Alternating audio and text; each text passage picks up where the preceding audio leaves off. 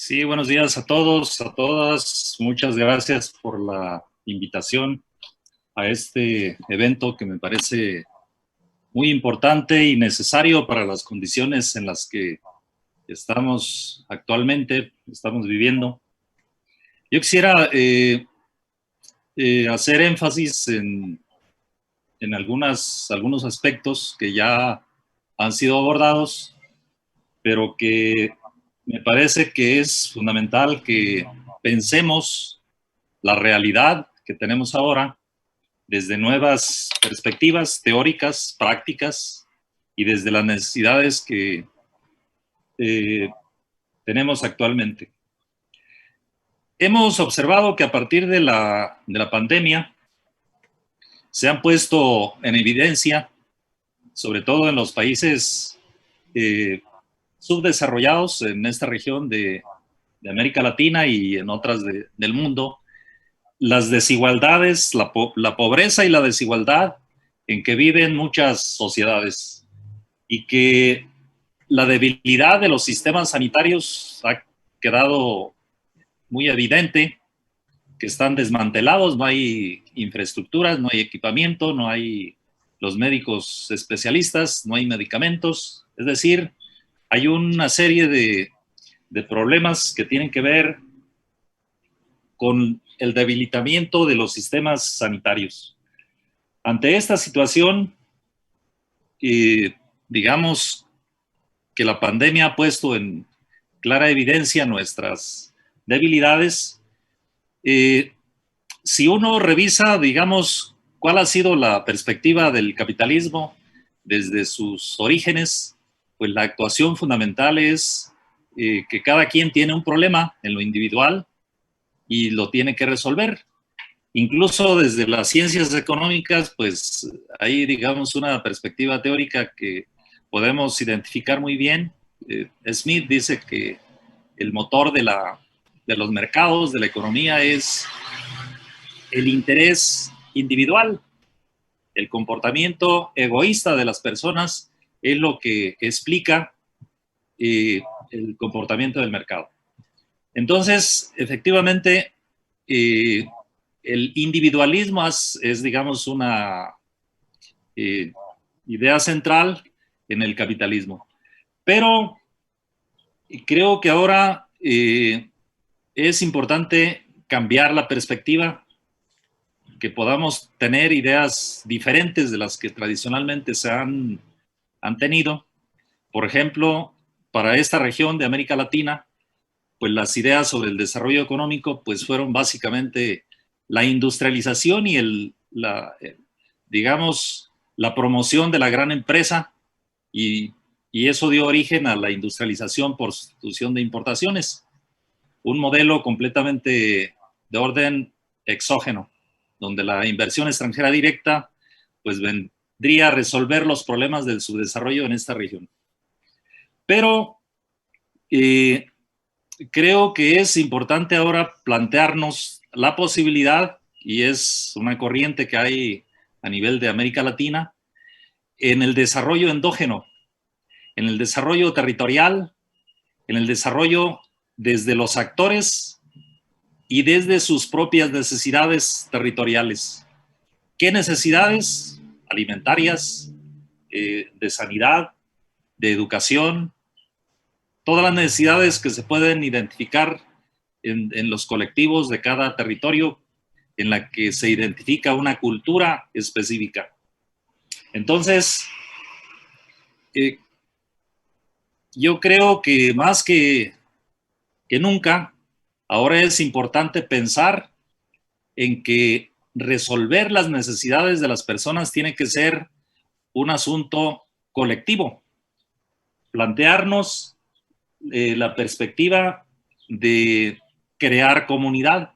el fortalecimiento de la comunidad, la organización, la formación de un capital social a través de las organizaciones que nos permitan resolver justamente los problemas del manejo de los recursos naturales dedicados a la alimentación, a su manejo sustentable, porque este planeta ya no aguanta más, desde las necesidades que tiene, por ejemplo, los servicios básicos. Ahora que llegó la pandemia, pues se ha insistido mucho en que hay que tener mucho aseo, lavarse las manos, bañarse, en fin. Pero ¿qué sucede con las comunidades y con los barrios urbanos donde no hay agua y donde hay una necesidad de infraestructuras, de servicios básicos, que es fundamental? Entonces, lo que vemos es que en realidad no se trata de un problema solamente individual, de proteger la salud personal, sino que nuestra situación individual depende de la comunidad. Y si no tenemos una perspectiva comunitaria, una formación y una organización desde el territorio y desde la comunidad, la colonia, el barrio, desde esa perspectiva, entonces tenemos un déficit y una debilidad social que nos hace mucho más vulnerables. Esto pasa también por qué sucede con la sociedad civil, sus necesidades, los actores del territorio y el gobierno. Creemos que ante esta imperante necesidad de actuar desde el territorio y su organización y el empoderamiento del ciudadano, del colono, del campesino, de las personas que tienen y que habitan un territorio cuyas necesidades son múltiples, pues debe mantener un diálogo con el gobierno local, en especial con los ayuntamientos o con todo aquel gobierno que interviene para, digamos, transformar o interviene de algún modo en la vida de las personas, de tal modo que es indispensable que el ciudadano, a través de sus organizaciones, pueda entablar diálogos con el gobierno local,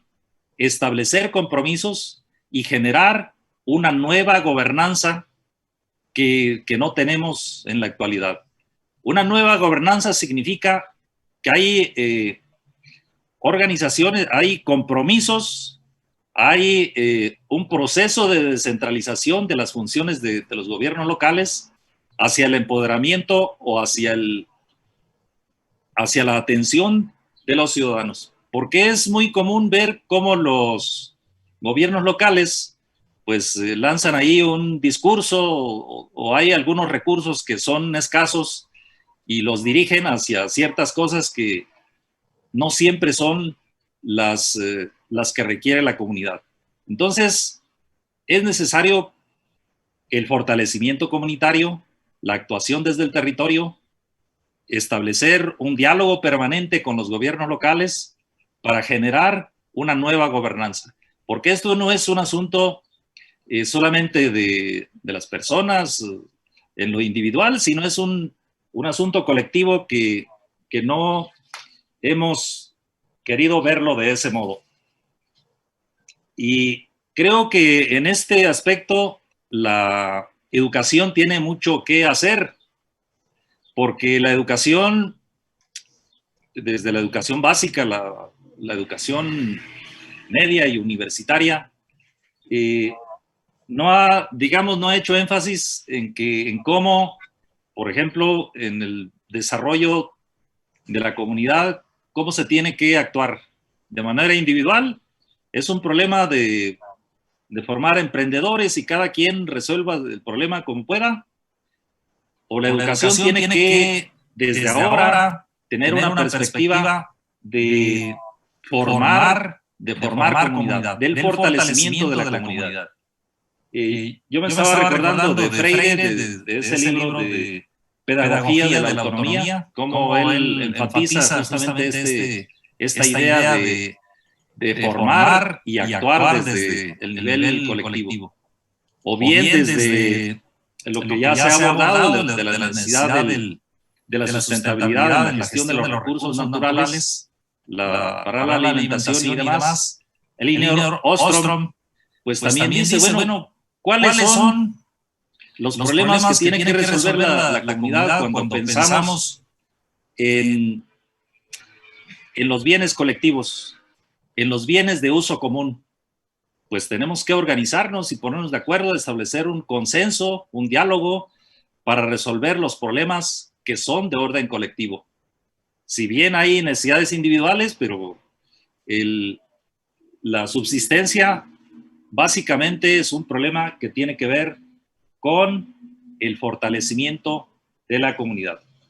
Yo quisiera finalmente poner un ejemplo de una comunidad indígena que acá en Michoacán, México, pues tenemos como modelo, y no solamente es un modelo cercano a nuestra situación, sino que es un ejemplo a nivel de América Latina. El Programa de las Naciones Unidas para el Desarrollo lo ha puesto como un ejemplo a seguir de trabajo colectivo,